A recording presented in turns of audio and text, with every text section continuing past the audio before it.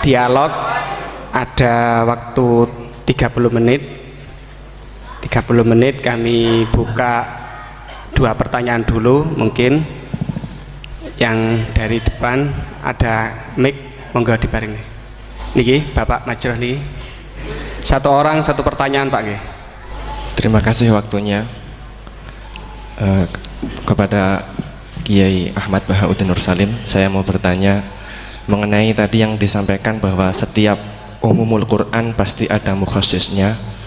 Ketika dilihat zaman sekarang ada kelompok liberal yang mencoba untuk mengamandemen Al-Quran dengan tidak mengkaitkan konteks zaman dulu, malah mengkaitkan dengan konteks zaman sekarang.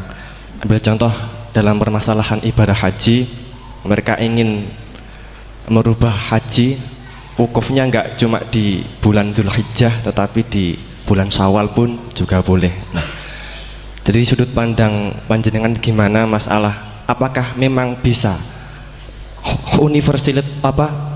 keuniversalan Al-Quran itu pada zaman sekarang dibuat sesuai konteks sekarang? Itu saja. Sampun? Nggih. Nggih. Penanya kedua, monggo. Assalamualaikum warahmatullahi wabarakatuh. Waalaikumsalam. Dumateng Yai, ini ada pertanyaan tentang penafsiran Al-Quran berdasarkan ilmu sains. Untuk abad sekarang kita mengenal teori ledakan besar yang sudah sangat populer.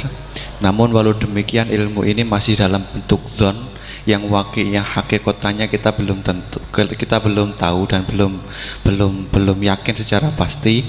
Namun teori ledakan besar ini kemudian disinkronkan dengan Al-Quran dengan penafsirannya bahwa ternyata di dalam Al-Quran itu sudah ada teori ledakan besar.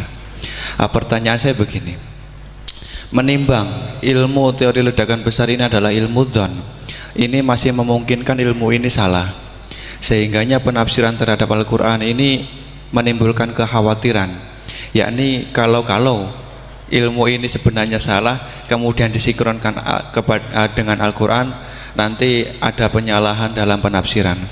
Namun sisi lain terdapat kebaikan, yakni ada banyak orang bicara bahwa Al-Quran turun sekian ratus tahun lalu ternyata di dalamnya memuat teori ledakan besar yang baru muncul abad modern ini. Dari penjelasan ini pripun monggo Yai tentang penafsiran berdasarkan ilmu yang masih dzon, yang belum hakikatan seperti ini, monggo.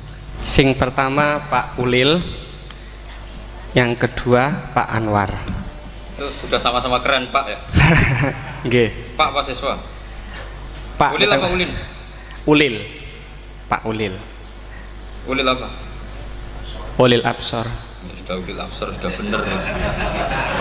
Itu namanya sudah bener. Nggih. Yang kedua Anwar ya? Kedua Pak Anwar. Enggak, sudah gitu dulu. Cekap 2 dulu. Sing pertama mungkin nek jenengan niki pertanyaan yang pertama, apakah keumuman Al-Quran bisa ditaksis sesuai konteks sekarang, konteks sekarang kekinian niki. Niku pertanyaan yang pertama. Pertanyaan yang kedua, kejadian sains yang sesuai dengan sains, ilmu sains niku apa bisa juga dibenarkan ditafsirkan ke Al-Quran, mengingat ilmuwan-ilmuwan sains sekarang mengatakan bahwa Al-Quran itu banyak yang sesuai dengan sains akhir-akhir ini. Nah, seperti ledakan besar niku kalau diarahkan ke Al-Quran, apa memang sains itu sebenar-benarnya persis dengan Al-Quran atau masih ada kemungkinan nggak sama? Hafal Quran bukan? Buatan apa belum? Tapi hafal juz 30. Enggak. Ya. Okay. Ini rileks saja ya. Memang saya ulang lagi. Memang syaratnya itu hafal Quran tadi. Enggak, karena begini, saya berkali-kali berdebat sama orang-orang liberal. Sekarang saya tanya, mereka kan senang sekali ya mengutip ayat la ikraha fiddin, bahwa dalam agama itu tidak perlu pemaksaan. Sebetulnya ayat itu jelas ada terusannya qad tabayyana rusydu minal ghayy. Yang benar tentu begitu jelas, terpisah betul begitu jelas, yang benar ya benar, yang salah ya salah. Sehingga kita tidak perlu memaksa orang, misalnya 2 ditambah 2 itu 4, terus kamu paksa, kalau nggak mengatakan 4 tak penjara, itu tidak perlu.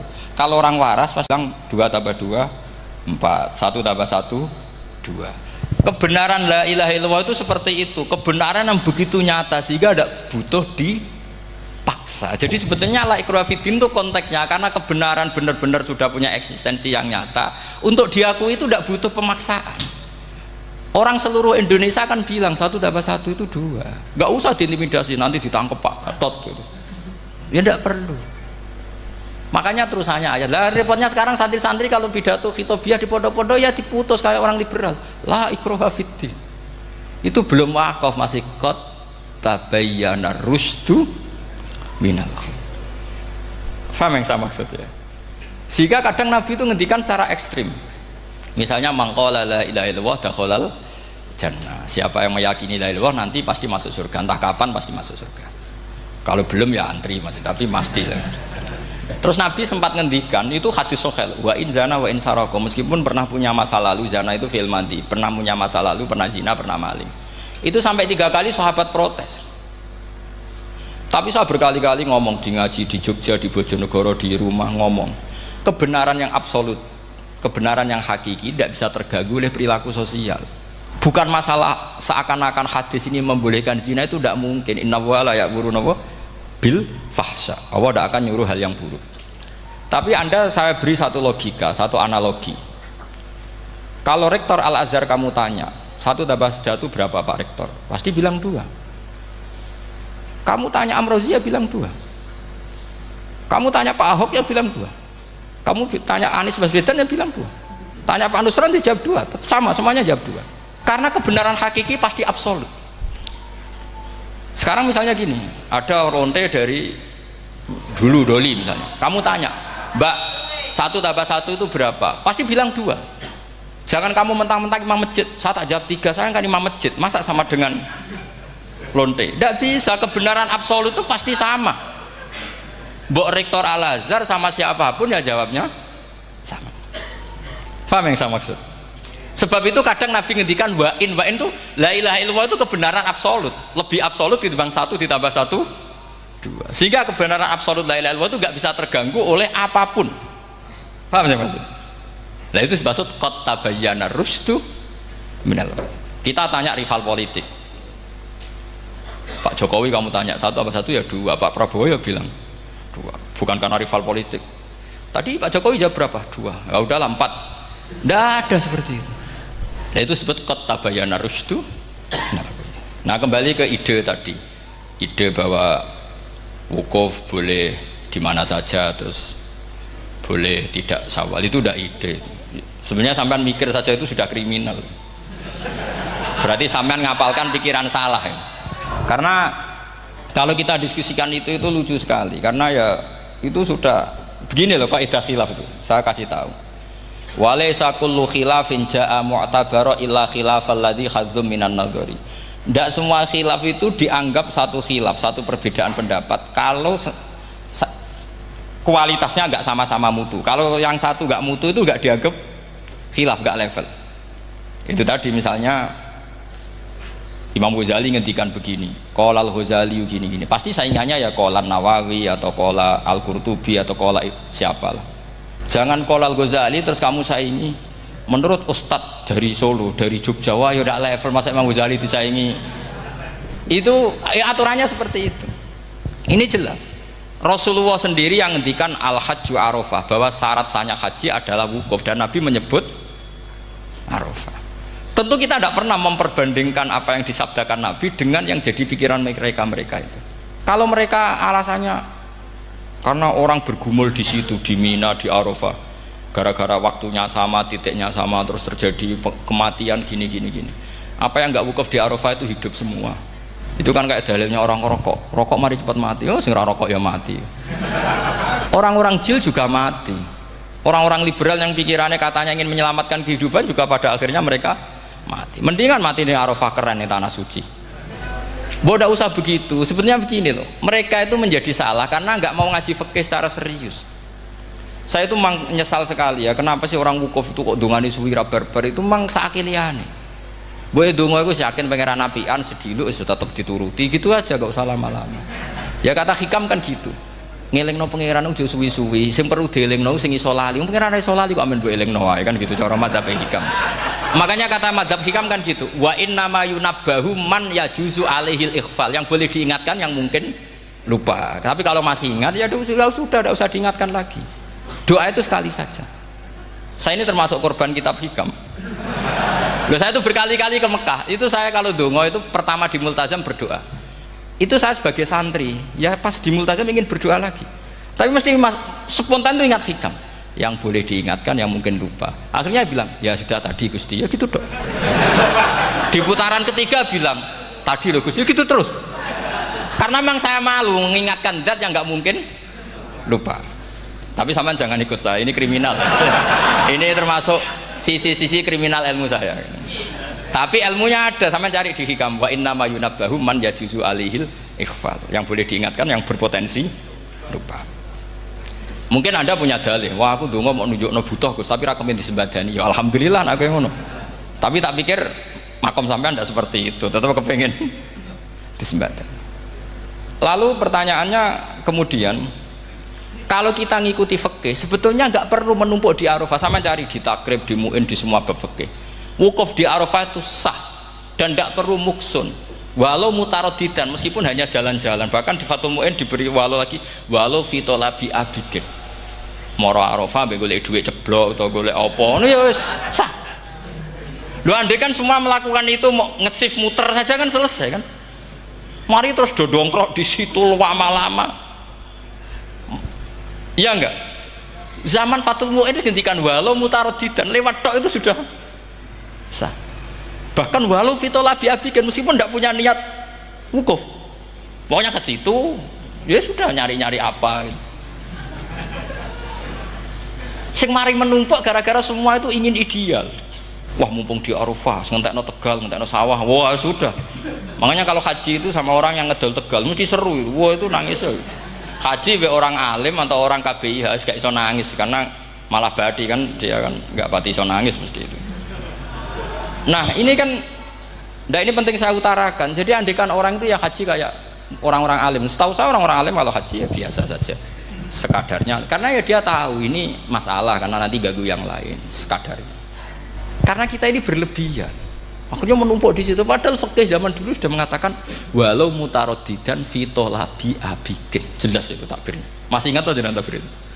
Harus ingat kan? Jadi ini kan problem kita lagi-lagi tidak hafal, kita tidak menguasai ngotok fikih.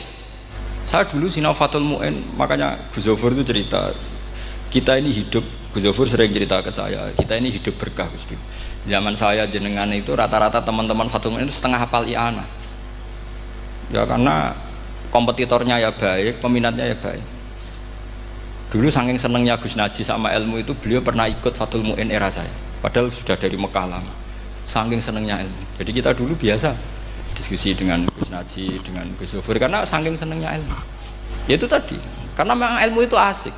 Tapi kita ini belajar fikih itu tidak seperti itu. Kita sudah kayak, ya sudah kayak orang-orang yang nggak mau fikih. Wong nak ndonga ning Arafah gini-gini terus, ya hanya gitu-gitu dong. Tidak mikir kalau ganggu orang lain itu begini gue gak dipikir. Itu satu. Jadi menurut saya, sampai jangan pernah terlintas bahwa pendapat jil atau apa saja itu pendapat. Walaysa kullu khilafin ja'a mu'tabaro illa khilafal ladzi khaddu minan nadhari. Tidak semua khilaf itu kita hitung khilaf kecuali yang kualitasnya sama. Kecuali begini kualitasnya agak sama. Misalnya sholat jenazah. Sholat jenazah itu trennya kan mayit di depan, terus imamnya itu di belakang. Nah itu boleh, ada ulama mengatakan nggak apa-apa. Sholat jenazahnya di depan, mayit imamnya di jenazahnya di belakang, imamnya di depan. Meskipun itu tidak lazim, tapi masih masuk akal. Itu tadi fa'innal janazah laisat bimanzilatil imam. Piye jenazah ora imam wajib kok ngarep. Alasannya apa? Lho itu tidak orang liberal, itu kitab Mahalil. Kaul awal jenazah harus di depan, kaul sani tidak harus. Piye jenazah itu tidak imam. Coba alasannya di depan apa? Dia ada tidak imam. Kalau seperti itu masih khilaf karena sama-sama ulama. Dan khilaf ini dipraktekkan, tapi jangan di sini loh ya, ini jadi fitnah.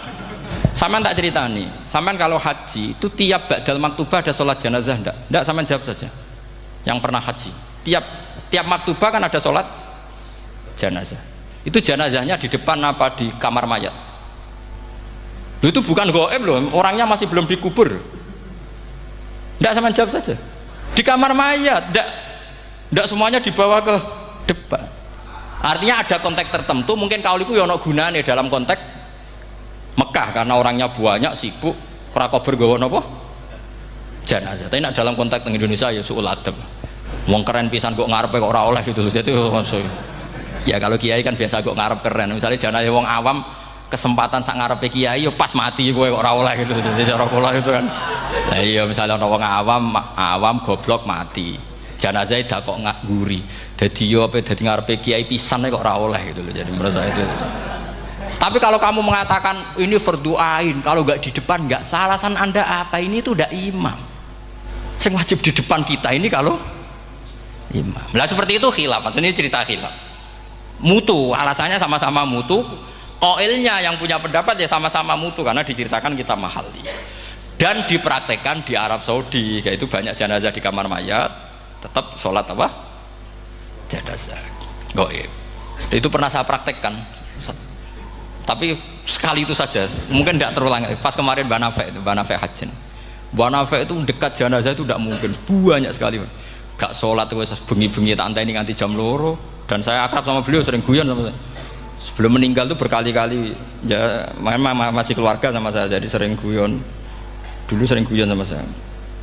Ya aku sebenarnya tenanan, ini sering ngandani saya. Gitu. Saya nggak ngira kalau mau wafat. Akhirnya saya itu ke masjid sama anak saya namanya Hasan, aku nyelati Mbak Nafek. Pak kok nggak di depannya? Ya sudah ini darurat, karena nggak mungkin mendekat beliau. Jadi ya itu tadi buktinya sholat gaib. Sholat gaib juga misalnya orang Kediri boleh nggak nyolati orang yang mati di NTT yang lebih timur, boleh nggak? Boleh, padahal mayatnya di belakang karena memang nggak imam. Lah kalau seperti itu khilaf, ini cerita kalau seperti itu khilaf meskipun agak-agak kontroversi tapi kualitasnya masih waras lah, masih bagus. Sampai kalau nggak percaya cari di mahali di bab jenazah. Kalau mahalinya ada di Qalyubi, tapi jelas saya yakin itu ada. Saya tidak donan yakin jangan. Kalau nu mulang, ya mulang terus tidak punya masalah ingatan. Jadi ingat betul kalau takbir itu ada. Gitu. Jadi saya ingat betul kalau takbir itu ada. Nah terus pertanyaan kedua dari Kang Anwar tadi itu memang problem ya. Tapi itu bisa diatasi lewat seni menulis. Biasanya kalau seorang penulis, apalagi di Indonesia itu kan gampang sekali. Kalau kata itu bisa bias atau majas kan bisa dikasih tanda kutip, dikasih tanda apa? Kutip. Itu memang nyata ya. Saya pernah berdebat berkali-kali. Saya kan satu tim ya dengan Pak Zaini, dia seorang profesor juga pernah tanya Gus Wafi, putrane Mbah Mun saat di Syria. Zaman itu saya Abdul Al-Ghudi masih hidup. Saya itu punya komunitas dokter. Ini cerita nyata ya. Yang dia tanya gini, Pak Bahak, kita ini ahli embriologi. Dan tidak pernah ada ceritanya ada segumpal darah dalam proses embriologi. Yang ada itu sekian zigot yang berhasil nempel di dinding rahim itu nanti yang jadi janin.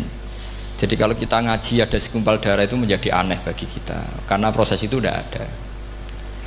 Ya saya jawab ya enteng saja. Ya kan yang bilang segumpal darah itu kiai kan tidak Quran.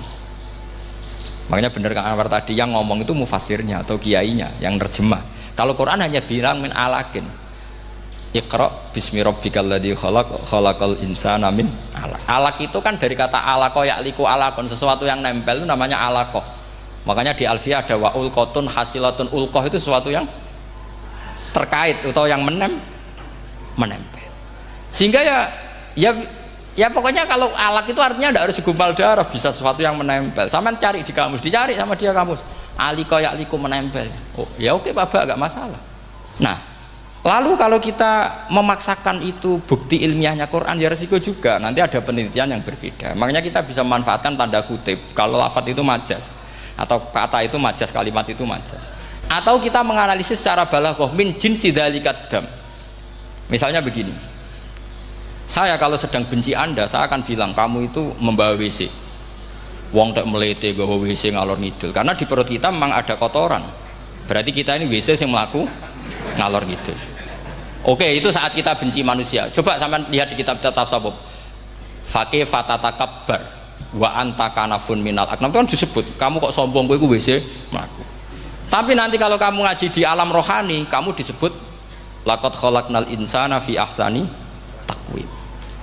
Artinya bisa saja alakin ini benar-benar maknanya segumpal darah, tapi dalam konteks manusia jenis kamu adalah jenis segumpal darah, bukan dalam proses embriologi mengalami segumpal darah. Kita masih bisa berkelit, asal kamu ilmunya banyak, hafalaman banyak, tetap bisa berkelit. Problemnya kadang kita tidak punya ilmu. Loh ya, ini kisah nyata ya. Jadi kemarin entah tanggal berapa saya lupa, itu kan Kemenak datang ke Yai, ke Mbah Mun, ke Gus Zofur. Di antara usul saya seperti itu, mbok terjemah Kemenak, kalau yang terkait sain itu dikasih bahasa yang bias, karena nanti kalau tidak bias, ini nanti ada penelitian kelihatan Quran dianggap loh ya, dianggap salah. Sebenarnya salah yang terjemah. Atau kita yakin sesuai ilmiah, ternyata suatu saat ada penemuan yang berbeda. Kita bisa manfaatkan tadi seni menulis tadi, misalnya tanda kutip atau dipakai kata bias. Ya misalnya begini, contoh paling gampang tadi, misalnya kita bangga misalnya Quran terbukti benar ketika mengatakan wa ja'ala bainahuma barzakha wa hijra mahjura, antara air tawar dan air laut itu ada pemisah. Kita mungkin ya setuju nyari-nyari ayat tentang Big Bang, tentang apa ledakan yang dahsyat. Tapi apapun itu teori itu bisa iya bisa tidak. Nah itu kita bisa manfaatkan tanda kutip. Atau seni pakai lughat. Saya beri contoh seni lughat begini. Keyakinan santri yang di sini, yang di kewagian sini, makhluk itu yang terkenal kan 3, manusia, jin, terus setan. Sudah kan 3 itu. Keyakinan sampean manusia dengan jin sama apa enggak? Beda kan, katanya beda. Terus jin dengan setan itu beda apa sama? Enggak, sampean jawab. Beda, rata-rata santri fikih bilang beda, karena jin itu bisa mukallaf, bisa sholat, bisa enggak. Kalau setan pasti enggak sholat. Tapi pecinta orang sholat dia, kalau orang sholat datang, penggemar dia, mau ganggu gitu. Nah sekarang pertanyaannya gini, lalu ketika para ulama mengatakan jin dan malaikat itu beda, jin dengan setan beda, tapi di Quran itu ada loh ayat fasajadu illa iblis kana minal jinni fafasaqa an amri rabbi. Jelas ayatnya di surat Isra kalau nggak salah tuh, kana minal jin, kana ono sopo iblis iku minal jinni. Padahal tadi Anda yakin iblis dan jin itu tidak sekategori, tapi ayat itu kana minal jin. Caranya gimana? Gampang, sama cari di tafsir Baghawi atau tafsir Ibnu Katsir. Caranya adalah dianalisis secara lughat. Sesuatu yang nggak kelihatan atau yang gelap disebut jannah. Misalnya malam, kata Quran apa? Falamma janna alaihi lailu ra'a kaukaba. Karena malam itu gelap disebut jannah. Orang yang gila karena masturul akli disebut majnun. Karena madatul kalimah sama-sama jinnun. Madatul kalimah kan sama kan? Jim nun musyaddad berarti jim nun nun. Saya ulang lagi ya. Kalau malam disebut falamma janna alaihi lailu. Kalau orang masturul akli disebut majnun. Orang dalam kandungan disebut janin. Kullu dzalika yusamma bidzalik li'annahu mastur. Semua dinamakan itu karena mastur, tidak kelihatan. Nah, sekarang sampai tak tanya, iblis itu kelihatan apa enggak? Enggak. Berarti kalau kana ana sapa iblis minal jinni setengah barang sing ora ketok. Kecumanane minal jinni kelompok jin. Nanti kamu masalah dengan kiai Anda meyakini, "Lho jin kok iblis?" Beda. Jin itu iso ngaji. Ya gampang saja, kalau jin yang sakolen ya jin yang bisa Islam bisa kafir, tapi kalau kata jin yang dalam ilah iblis karena minal jinni minal masturin, paham yang saya maksud? Tetap bisa ada solusinya. Makanya ngaji itu jangan hanya Ibnu Katsir. Ibnu Katsir itu beliau hanya menjawab lewat riwayat, beliau jarang bermain di lafadz. Tapi kalau sampean ngaji kayak tafsir Baghawi, kayak tafsir apa itu subhanallah ya Baghawi, terus Bedawi, itu nganalisnya sering pakai lafadz dan itu menjadi mudah. Misalnya lagi begini, sholat kita ini ya sholat yang muftatahatun bitakbir, muftatamatun bitaslim. Tapi kita secara lughat jelas as-sholat lughatan ad-du'a.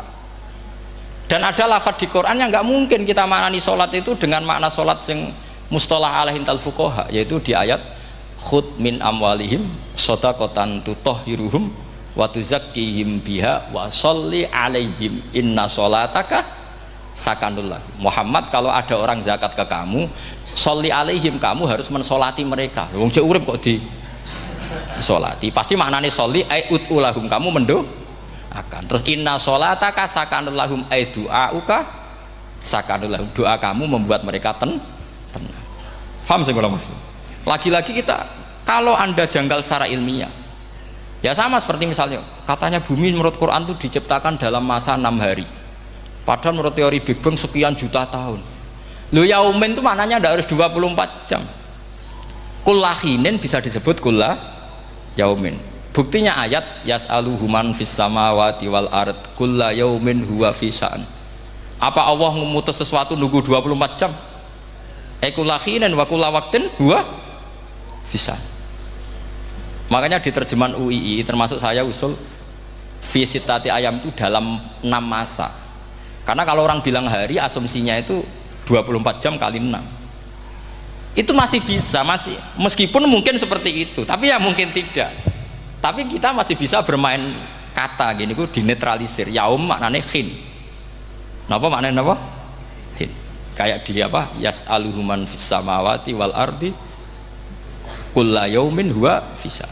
Kayak di ayat lagi limanil mulkul yaum. Allah tanya itu ketika di akhirat apa di dunia? Tidak, sama jawab di akhirat. Ketika nanti di akhirat Allah tanya liman iku kedue sopo al mulku te kerajaan al yauma, limanil mulkul yaum lillahil wahidil fa inna fil akhirah laisa hunaka yaumun wala hunaka sa'a wala hunaka misalnya arbaun wa isyruna sa. Di akhirat tidak ada 24 jam. Istilahnya Allah ya limanil mulkul yaum. Paham sih kalau maksud? Jadi lagi-lagi syaratnya hafal tadi. Nah, jadi artinya lafadz yaum dipakai di Quran berapa kali, konteksnya apa saja. Ya saya kira demikian. Mungkin kita anggap cekap ya, karena tadi apa, ini Jumatan terus tak pikir tanya itu ya saya yang tanya itu, karena itu tadi ya nggak apa-apa kalau masih ada yang tanya, tapi saya pikir ya itu tadilah yang saya utarakan. Saya kira cukup.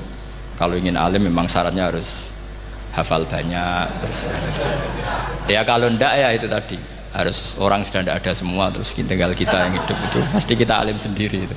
Ya pilihannya hanya itu. Tapi kalau ingin kompetisi masih gampang lah. Di Kediri banyak orang alim, di Rembang banyak, kan bisa.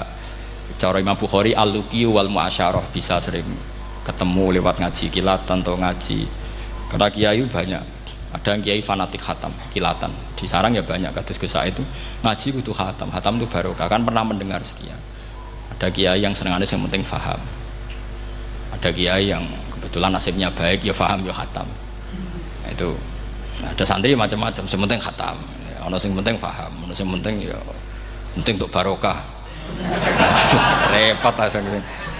Repot terus. Tapi yang penting itu saya mohon lah, kalau orang lain tahu Quran lewat terjemah, kita kalau bisa jangan lah. Kita ini ngaji Jalalain, ngaji tafsir Sawi, ngaji macam-macam. Saya itu kalau sinau tafsir itu tak ulang-ulang. Saya itu sampai lupa khatam Jalalain berapa kali, itu sampai lupa. Karena itu tadi, setiap saya baca pasti nanti analisisnya beda. Tadi misalnya u'budu rabbakum, kalau dalam konteks orang kafir jelas wahidu rabbakum, karena mereka masih melakukan isyrak. Tapi kalau orang Islam dibilang cong kamu ibadah, dawimu alal ibadah, karena sudah Islam. Itu Imam Suyuti tidak konsisten. Tidak konsistennya karena beliau orang alim. Ya Yohanes kadang ditafsiri ahla Makkah. Memang saat itu konteksnya Makkah. Tapi dalam konteks Islam tentu wama arsalnaka illa kafatal lidasi basyira wa nadhira. Itu kan ulama. Kalau ingat asbabun nuzul ya Yohanes jelas ahla Makkah. Tapi kalau ingat umumul Quran nas ya kullan nas, bukan harus ahla apa? Makkah. Makanya ada fi tafsirin qala ahla Makkah, wa fi tafsirin akhar dia bilang ayan nas. Ini yang mengulang-ulang akan paham karena konteksnya apa? Beda. Lagi-lagi ya tadi harus hafal.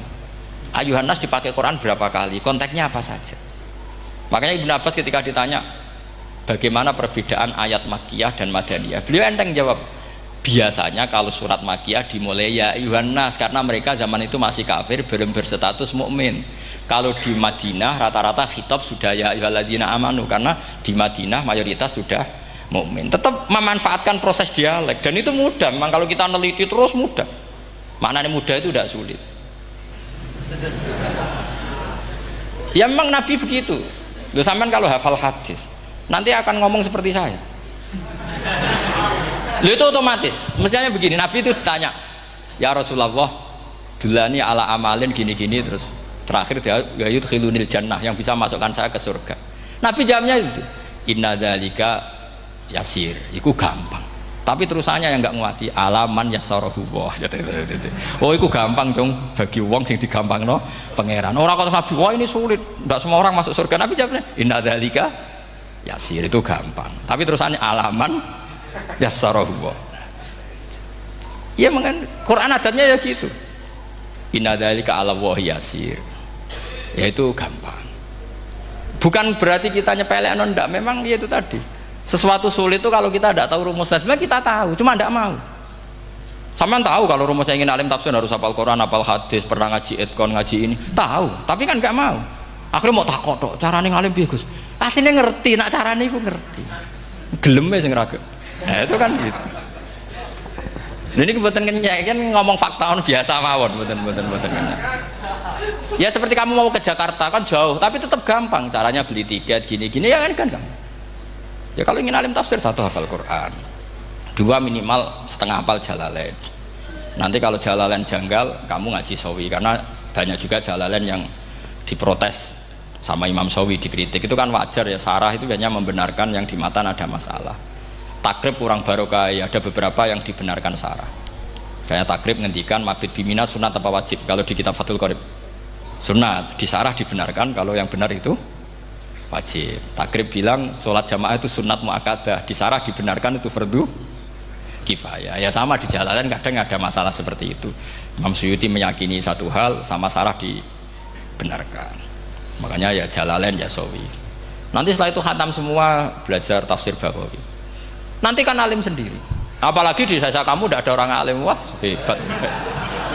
Kak, kamu jangan hidup di sarang, di Lirboyo, di daerah-daerah, jangan hidup di Kuagen, nyari daerah yang aman, aman dari kontrol maksudnya. Tapi yang jelas itu jawab dulu mudah. Kalau kamu menjawab sulit, kualat neraka sama.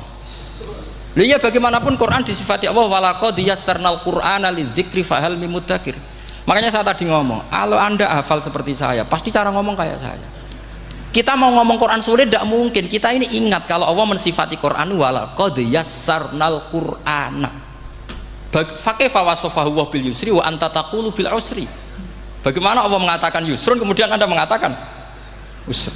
Neraka sama bantah pangeran. Atau gini, kalau terpaksa muni sulit Gus. Tapi sementara ini, pokoknya tambahi gitu. Lah nanti ya masih sulit. Tapi ya bisa saja tidak sulit. Karena tadi bukti kalau Quran mudah, orang kafir ketika dibacakan yang nangis banyak. Raja Najasyi sebelum Islam dibacakan surat oleh Ja'far bin Abi Thalib nangis. Inna hadza wa manazala ala Musa lamin miskatin wahidah. Ini dengan Taurat pasti dari pintu yang sama, dari nur yang sama. Miskat itu nur. Faham nangis sampai wa idza sami'u. Sami'u itu belum Islam loh ketika itu. Wa idza sami'u ma unzila ilar rasuli tara a'yunahum tafidu minad dam'i mimma arafu minal hak lagi yaquluna rabbana amanna. Artinya fahimu khina kanu fil kufr. Mereka faham ketika masih kafir. Karena muyassar, Quran itu muyassar. Fakaifa la tafham. Wa anta tata'alam kutuba kadza wa kadza wa takhtimu kutuba kadza kadza. Kok ijek kadza. Ada wan tek kadzane. Ini bukan kritik, ini pelurusan. Sampeyan jangan sensitif, kok cah wedok yang dikandani sensitif, mutung. Ini pelurusan. Jelas Quran disifati walaqad yassarnal Qur'ana lidzikri fahal mim mudzakir. Dan itu nyata, saya ulang lagi itu nyata. Sampai yang saya ceritakan di makalah ini ada orang Bedui, ada seorang khotib khutbah fawarabbis sama'i wal ardi innahu lahaqqum mithama annakum tantikun. Arabinya tanya sama Pak Khotib, itu kan artinya kan demi Tuhannya langit dan bumi. Si Arabi tanya Pak Khotib, yang bikin murka Allah itu siapa? Kok sampai Allah terpaksa sumpah? Karena si Arabi tahu orang sampai sumpah itu pasti karena tersinggung. Kalau nggak tersinggung ngapain anda sumpah?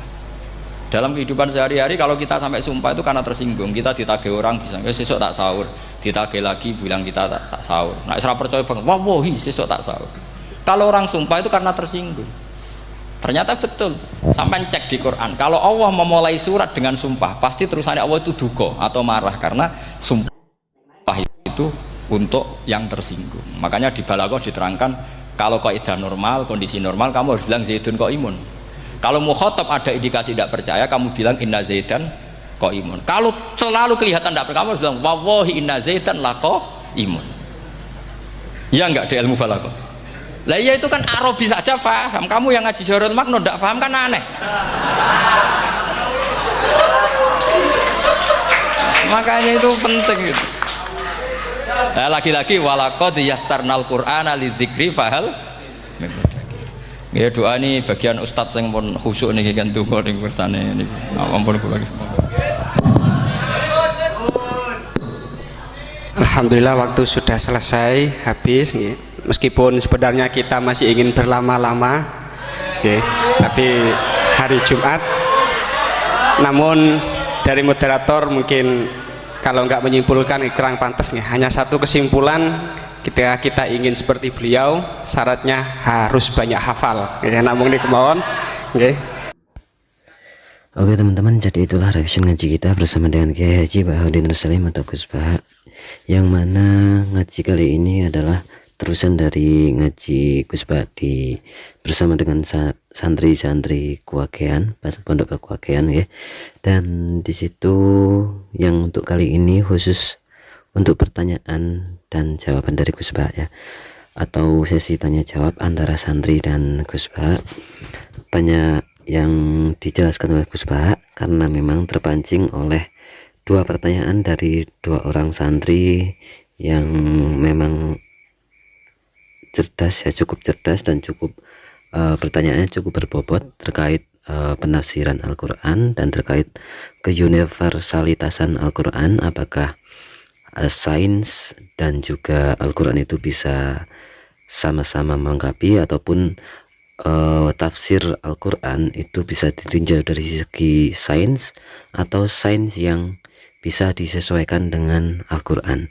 Nah, kemudian dijawab oleh Gus Baha mengenai hal itu dari berbagai macam segi, dan ditambah dengan pengetahuan-pengetahuan yang memang Gus Baha dapatkan, yang mana banyak sekali tadi disampaikan oleh Gus Baha, yang harusnya menjadikan pemahaman untuk bagi kita semua bahwasannya memang secara penafsiran itu bisa dari segi apapun ya, maksudnya itu tapi tergantung mufasirnya. Ketika mentafsirkan Al-Quran maka bisa ditinjau dari berbagai sisi, tetapi juga harus disesuaikan dengan ilmu yang pasti ataupun ilmu yang selama ini dipelajari apakah sesuai atau tidak, yang mana tidak bisa kita menjadikan atau menguatkan keilmuan atau penelitian sains saat ini dari yang maksudnya itu mengepas ke Al-Quran disesuaikan dengan sains.